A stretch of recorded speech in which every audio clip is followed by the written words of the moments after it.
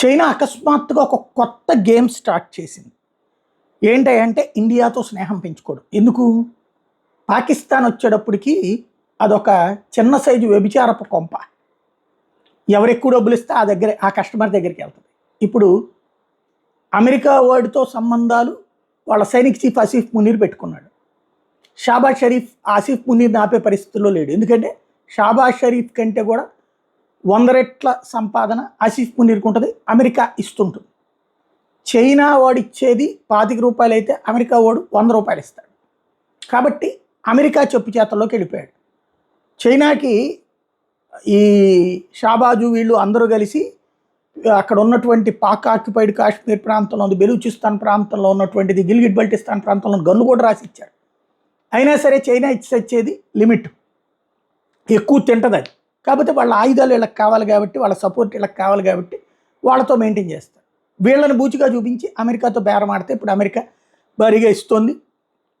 అందుకోసం అని చెప్పేసి వాళ్ళు ఇప్పుడు చైనా వాళ్ళు భారత్తో సంబంధాలు పెట్టుకుంటాం, మీరు మన ఇద్దరం కలుద్దాం, మన ముగ్గురం కలుద్దాం, RIC రిక్ అంటూ ఇండియా అదే రష్యా ఇండియా చైనా కూటమి పెడదాం అన్నటువంటి పాయింట్ జయశంకర్తో కూడా చెప్పి పంపించారు.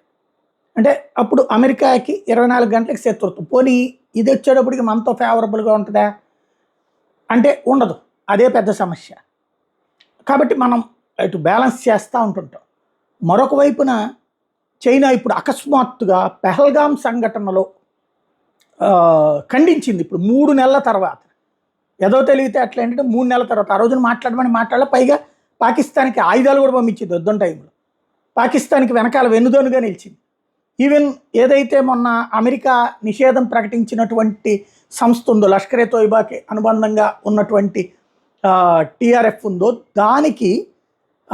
దాని మీద నిషేధం విధించడానికి గతంలో భారత్ ఏదైతే ఐక్యరాజ్యసమితి భద్రతా మండలిలో తీసుకొస్తే దాన్ని ఆపినోడే వాడు, చైనా వాడు, వీటో పవర్తో వాడొచ్చి ఇప్పుడు అర్జెంటుగా భారత్ని ఈ పెహల్గామ్ ఇన్సిడెంట్ని ఖండించడం అంటే చైనా వైపుకి పాకిస్తాన్ వెళ్ళిపోతుంది. కాబట్టి నువ్వు ఆగకపోతే నేను నీకు వ్యతిరేకంగా అవుతాను అని చెప్పి బ్లాక్మెయిల్ చేస్తోంది పాకిస్తాన్.